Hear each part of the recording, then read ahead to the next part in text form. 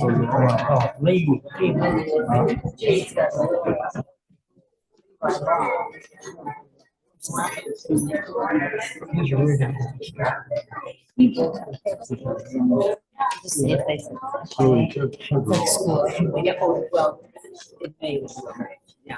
morning. Good morning.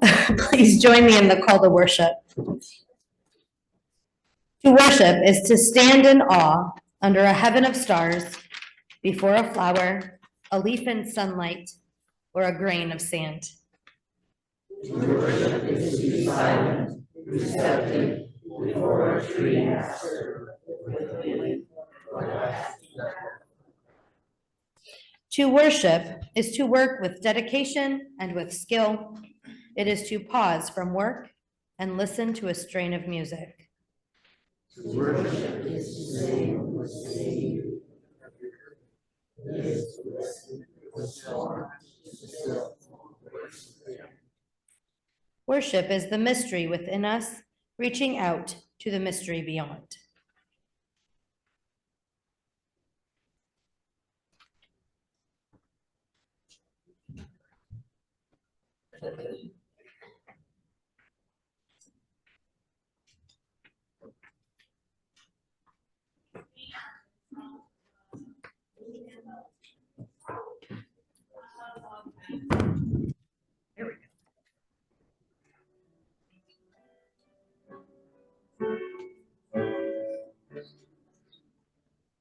Let us all unite.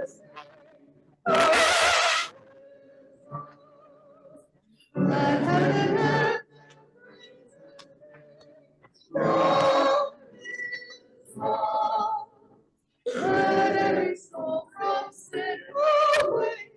Let every heart sweet music make. And sing with us for Jesus, sing for God. God is on. God is on. Come, let us all unite to sing that God is on. To sweet boldness found, God is on. In Christ we have redemption found, God is on. His blood has washed our sins away. His Spirit turned our night to day. And now we can rejoice to say that God is on. God is on. God is on. Oh, let us all unite to sing that God is on. How happy is our portion here. His promises our spirits cheer. God is love. He is our sun and shield by day, our help, our strength and stay. God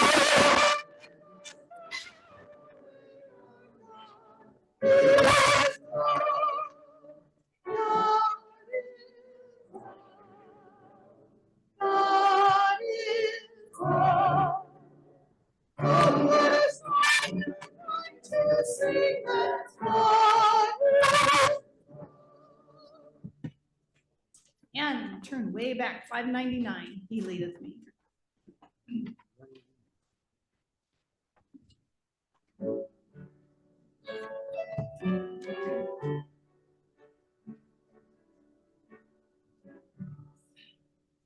He leadeth me, oh blessed from the and we comfort fraught.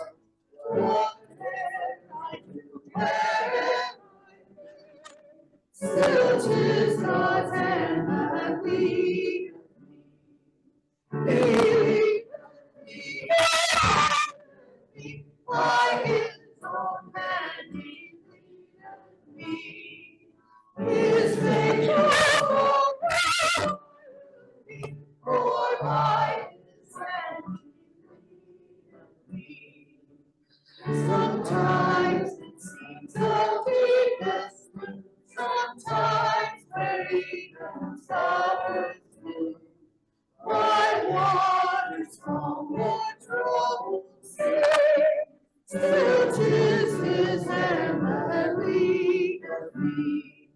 He leadeth me by his own hand, he leadeth me. His faithful forever, for by his hand he leadeth me. Lord, I will clasp my hand in mine, forever nor behind. Content whatever I say, since 'tis my God that leadeth me. He leadeth me by his own hand, he leadeth me. His faithful forever, for by his hand he leadeth me. And when my task on earth is done, when by thy grace the victory's won, in death's cold wave I will not fear, since thou through Jordan leadeth me. He leadeth me by his own hand, he leadeth me. His faithful forever, for by his hand he leadeth me.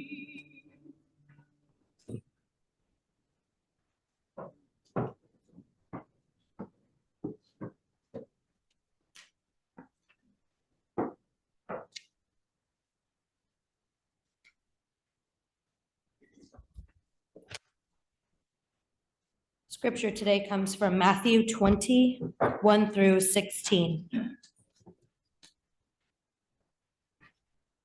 For the kingdom of heaven is like a landowner who went out early in the morning to hire men to work in his vineyard. He agreed to pay them a denarius for the day and sent them into his vineyard. About the third hour, he went out and saw others standing in the marketplace doing nothing. He told them, "You also go and work in my vineyard, and I will pay you whatever is right." So they went. He went out again about the 6th hour and the 9th hour and did the same thing. About the 11th hour, he went out and found still others standing around. He asked them, "Why have you been standing here all day doing nothing?" "Because no one has hired us," they answered. He said to them, "You also go out and work in my vineyard." When evening came, the owner of the vineyard said to his foreman, "Call the workers and pay them their wages, beginning with the last ones hired and going on to the first." The workers, who were hired about the 11th hour, came and each received a denarius. So when those came who were hired first, they expected to receive more. But each one of them also received a denarius. When they received it, they began to grumble against the landowner. "These men who were hired last worked only 1 hour," they said, "and you have made them equal to us who have borne the burden of the work and the heat of the day." But he answered one of them, "Friend, I am not being unfair to you. Didn't you agree to work for a denarius? Take your pay and go.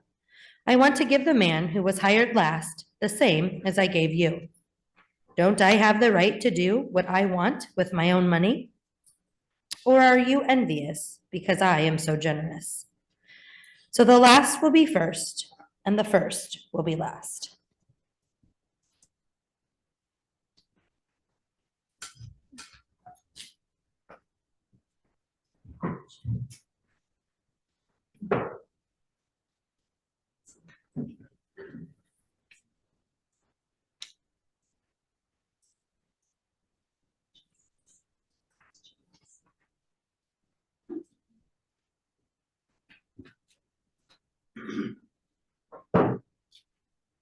Okay, ooh, good, it's on. Excellent. Okay, so first we're gonna have a little children's story, and then we're gonna do coins for camp. So that gives you guys out there in congregation time to get out your change or dollar bills, whichever you have.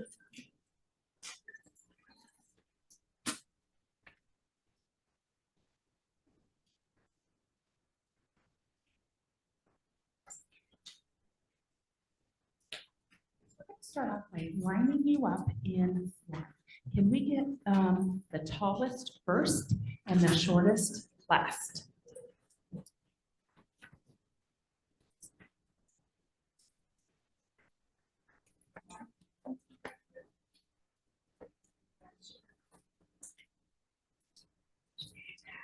We have a great time. Awesome. Now can you guys, this is gonna take a little while, so let's just have two first, okay? Just that. Awesome. Okay. So how did we line you guys up? Did we line you up oldest or did we line you up tallest to shortest? Well, probably both, tallest to shortest and oldest to youngest. It kind of worked out that way today, didn't it? That's awesome. Okay, do you guys have line leaders at school? Oh, yeah.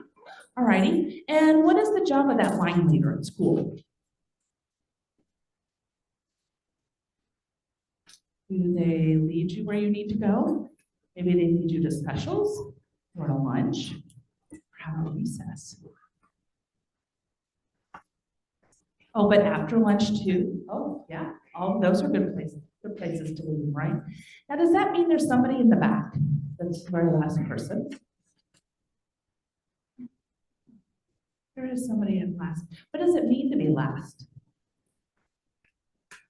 You're the caboose. Perfect. Awesome. Okay. Well, we heard today in the story from Jesus, that there were workers in a field, and some worked from the very beginning of the day, and some didn't work until the end of the day. But did they all get paid the same? They did. They all got paid the same. Do you know what the workers who got there first said? They said, that's not fair. We worked longer and harder, and we should get more. But they were given what they were promised. It was just the same as what the workers who came later were promised. You ever had something that wasn't fair? I have too. So we know what it feels like, and what it feels like and what we think. And what we think that when we didn't get treated and what that felt like. But Jesus tells us the story to teach us about grace. See, the workers who were hired later still had families to bring home food to, and the landowner didn't want anyone to go hungry. So they were all paid the same. Jesus said that grace is like that. God gives us what we need and loves us all so much that we don't get what we deserve, but we get grace. Jesus said that the last will be first and the first last. Now, this might sound unfair to let the last go first, but with God, we are all included, and we are all part of God's grace, and we are all part of God's children. We're going to say a prayer of thanks, and then I'm going to hand out a little treat to you after we collect coins, okay? All right, so can you kind of guess which way I'm going to probably pass out those treats? First, or am I going to go with the last? I go with the last. The last shall be first. All right, let's pray. God, give us grace and love, and thank you for your love for us and for all people. Help us to remember that no matter whether we are first or whether we are last, we are all your children. Amen. Okay, so the kids are going to help with collecting coins for camp. If you remember, we've had these cans out for a few weeks, and they're to help with camp so that they can get some supplies for the pool and supplies for the climbing wall. So I'm gonna have the kids go around. I've got 2 cans up here, and just get your coins ready, and they'll come around and collect them. Don't forget dollar bills work just as well.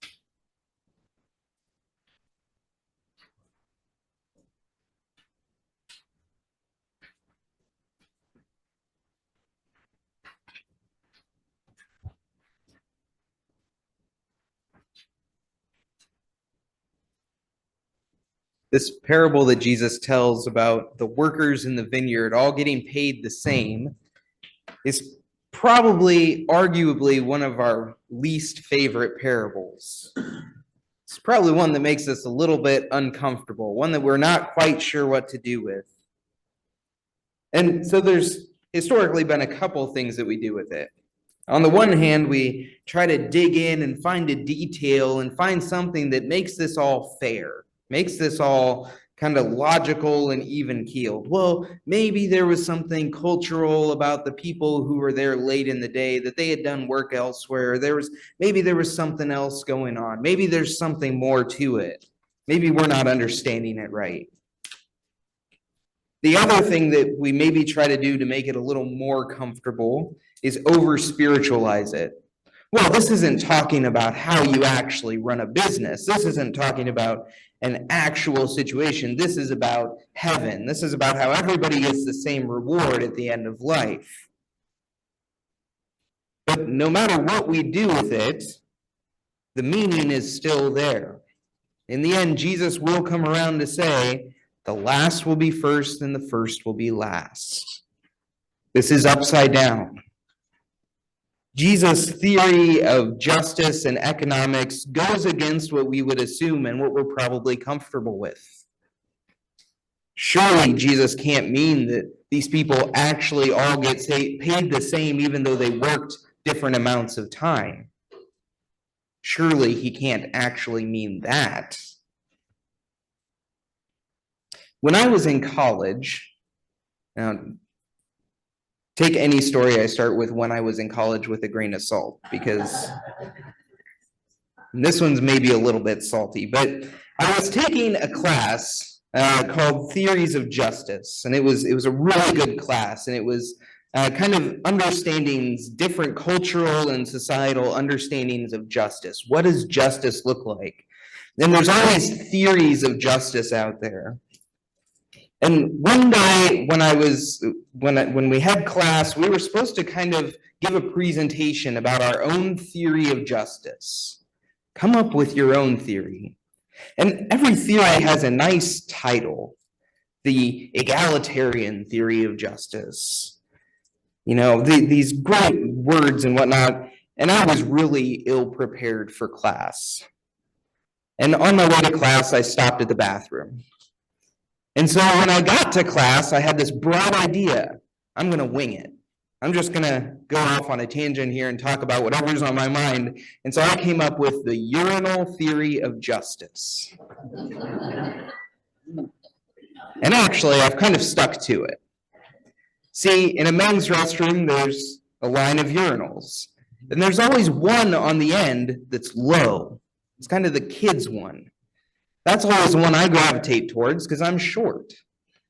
But the thing is, for a short person, they can't use the higher urinals. And so there's this whole row of urinals that can't be used by short people, and there's one for the short people, even though the tall people could easily use that one urinal.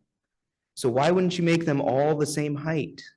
Low, accessible to everybody. You know what I'm talking about, guys. Even the tall ones out there, you know that you could use that short one. It's not a thing of pride. It doesn't need to be a big thing, but make it accessible to everyone, right? And actually, it turned out to be a pretty good presentation. The idea is everybody has needs. Everybody needs something and is deserving of something. And we could at least give the bare minimum to everybody. Whether you need it or not, sometimes a little help goes a long ways. And for those who desperately need it, those who are really in need, it goes even further. That's what I think about when I hear Jesus talking about this unfair situation. Ultimately, that's what it is. It's not fair. But God's kingdom is not about fairness. God's kingdom is also not about economics. God's kingdom does not work out in a good business sense. It's not always economical. It's not always efficient. It's not always transactional that you put something in because you think you might get something out. God's kingdom is something different. The kingdom that Jesus is building here and the situation that Jesus is looking at is a people who are starting to become fractured. Some disciples just had a discussion about who is the greatest. There's this conversation going on about what is going to happen in the future because Jesus keeps hinting at the idea that he might not always be here. What do we do with that? Who will lead us without Jesus? There's some logical choices. Jesus' brother, James, he would be a pretty logical choice to carry on the movement. Peter seems to be a good idea. Jesus likes Peter a lot and is always bringing him along in things. And then there's John. John seems like a pretty good fit. But what happens to this movement without that central character of Jesus? Who will they actually follow? Will they pick up these fishermen from Galilee and follow them? Or will they start to fight? Will they start to have conversation about who is deserving, who has put in the most, who's given up the most of their life for this movement and for this kingdom? Maybe they'll even go so far as to say who has given financially the most, who has contributed. For the record, that would probably be Mary and Martha, the women around this movement. They have given and given and given. Don't they deserve more? But Jesus' message goes far beyond his own disciples as well. This isn't just about that core group because there's a bigger following going on too. There's a larger circle of people following him.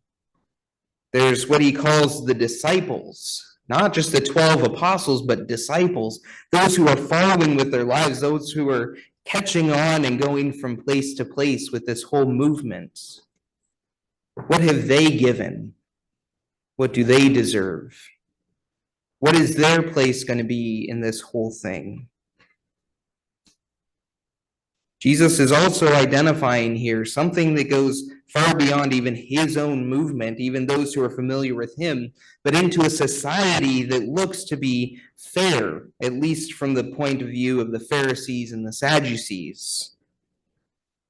See, the Sadducees have given their whole livelihood to the work of the temple. They get all the food and all the wealth and all the acclaim. The Pharisees have devoted their life and their whole meaning to the law, to rooting themselves in their understanding of being God's faithful people through the law. They have given and sacrificed because every week they limit themselves to how far they can walk on the Sabbath, to what they can eat or what they can and can't do. That their whole livelihood is about sacrifice and of giving, so don't they get something more in God's kingdom? Jesus is speaking to the poor. The poor who have contributed nothing. The poor who have followed onto this movement and gotten free meals out of it. The poor who have latched onto something and are looking for something more to life. They get just as much. It's not just a spiritual meaning. This is also economic. We're going to find that the early church deals with these same questions. Very financial questions. Everybody contributes, everybody gives what they have and shares what they have, and there can still be imbalance. But Jesus' kingdom is about generosity, about giving, about offering something without the expectation of getting back. Jesus' kingdom is not transactional. Jesus' kingdom is generous. Some biblical scholars like Walter Brueggemann would root this in a deeper narrative of the entire biblical text, going all the way back to the formation of God's people in the desert. This antithetical movement to the whole idea of accumulation, of gathering and wealth and building up, that God's people live in abundance. Abundance not meaning too much, abundance not meaning more than you can handle, abundance meaning enough for everyone. The giving and the giving and the giving of God.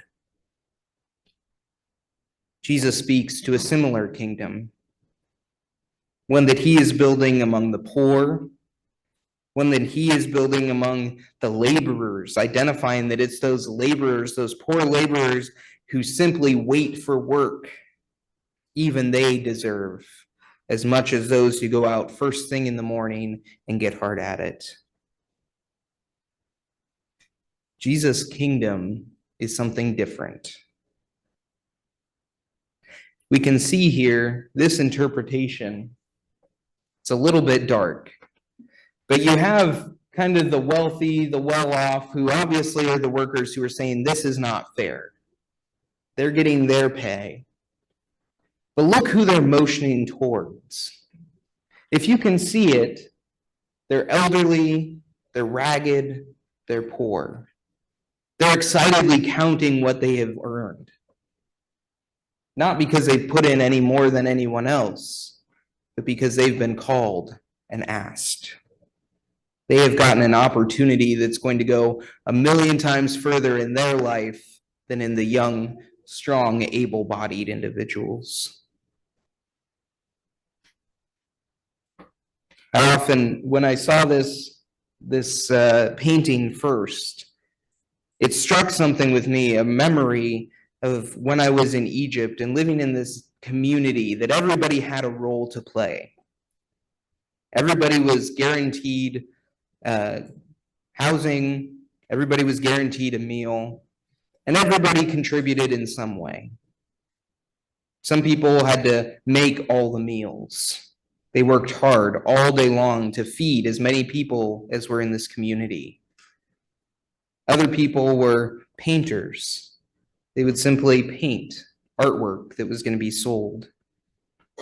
There were others who dipped candles all day. That was one of the more enjoyable tasks. But there were many mornings when I would go out and leave my room and walk up to the main house for breakfast and for our morning meeting, that I'd walk by these trees, these orchards, and there would be old men laying underneath them, laying on their side with a tool, hacking away at the weeds. They looked so pitiful, and yet here they had meaning. They too were going to get a meal. They were going to have a roof over their head. They were being valued in a society that would have cast them aside. They would have been beggars on the street in Cairo, but here they had purpose. And there were many mornings where I'd go out and the individual would just be laying there, laying in the shade, taking a little break, a little breather. It wasn't about working the hardest. It wasn't about earning your keep. It was about contributing in a meaningful way, both to that individual and to the community. It was an understanding that they have value just because they breathe, not value to work, not economic value. And honestly, the trees they would have been fine with the weeds there anyway. Wasn't a big deal. But these individuals were people, and they were worthy of God's love as well. As we move forward in our season of Lent, we're reminded that Jesus is looking longer term, that things are getting heavier and darker and tougher. And that when we're given a text like this, a parable like this, towards the end of Jesus' ministry, its weightedness is more. Jesus is really getting at something here. Jesus is really driving it home in a meaningful way for his disciples. That this isn't just another parable about money and finances and treating people well. It's not just a spiritual meaning of the gift of God's grace, but this is how the people are to build their kingdom. Value everyone. They're not worth what they can contribute. They are worth simply because they are the children of God. May we see each other in that light. May we see those in our world in that light. May we know that God's grace goes even there. May it be so.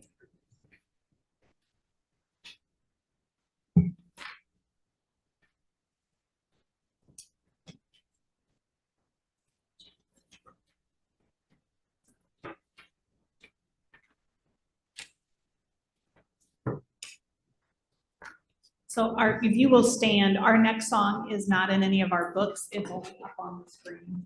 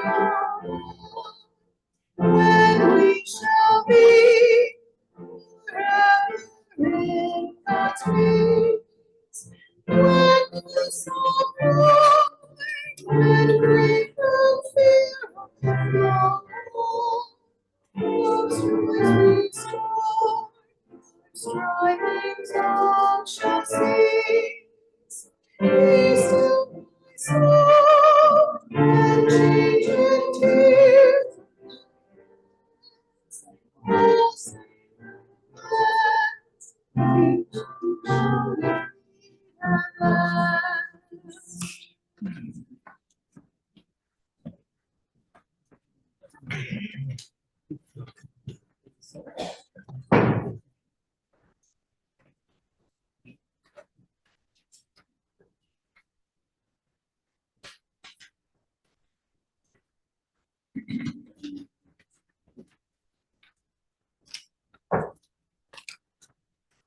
Join me in the prayer of response.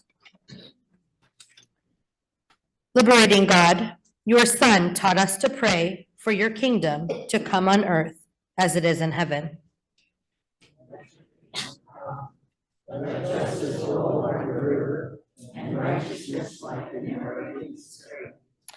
Let your will be done. Let those who mourn be comforted, and those in bondage be set free.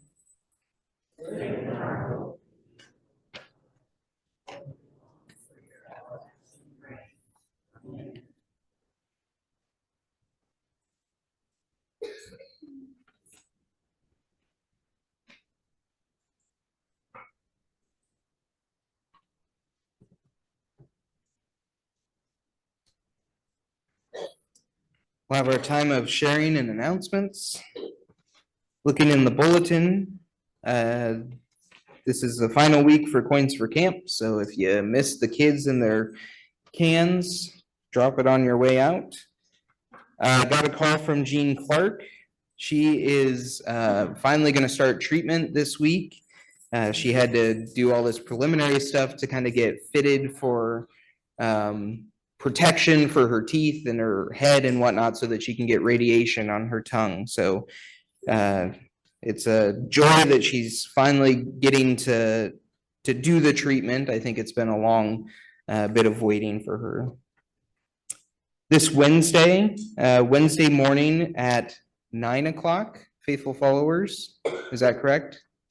9 o'clock? Okay, 9 o'clock, faithful followers.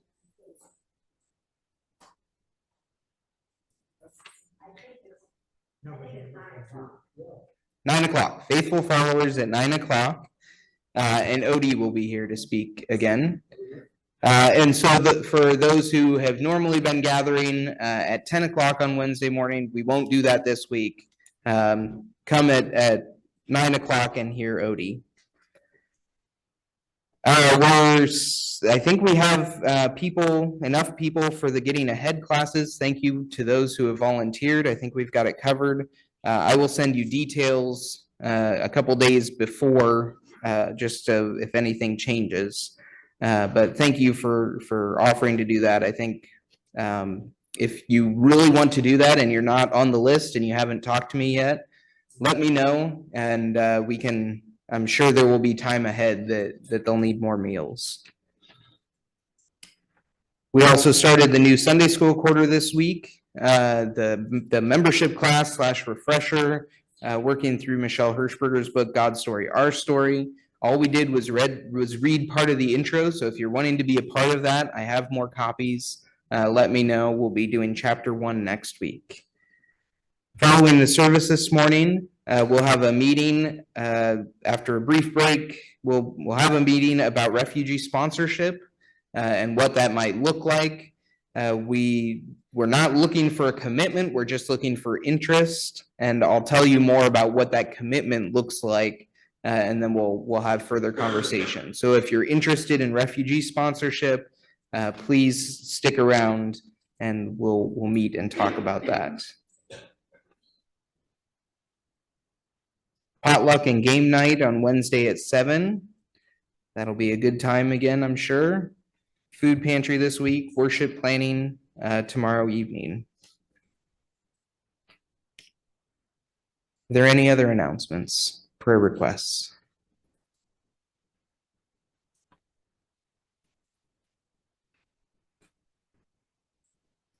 Okay. Let's join together in prayer.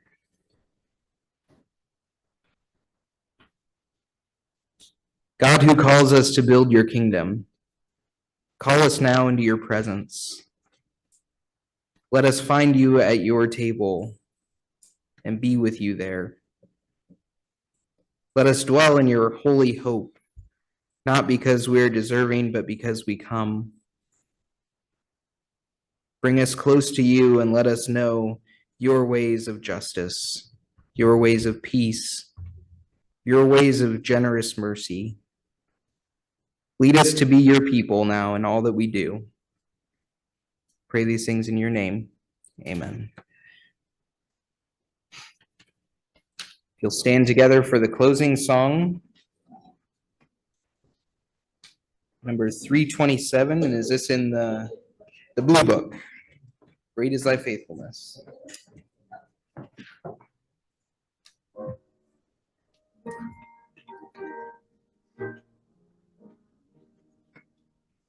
Great is thy faithfulness, O God, my Father.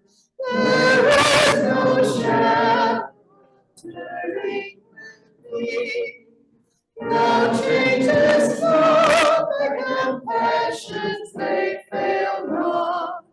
As thou hast been, thou forever wilt be. Great is thy faithfulness. Great is thy faithfulness. Morning by morning, new mercies I see. All Lord, thy hands have provided. Great is thy faithfulness, Lord, unto me. Summer and winter and springtime and harvest, sunrise and their voices join with spring and witness to goodness, mercy, and love. Great is thy faithfulness. Great is thy faithfulness. Morning by morning, mercies I see. Thy hands have provided. Great is thy faithfulness, Lord, unto me. Pardon from sin and a peace that endureth. Lord, to cheer and to love. Strength for today, bright hope for tomorrow. Blessings are mine, great is thy faithfulness. Great is thy faithfulness. Morning by morning, new mercies I see. All thy hands have provided. Great is thy faithfulness, Lord, unto me. Go now, called into God's generous kingdom. Go in peace.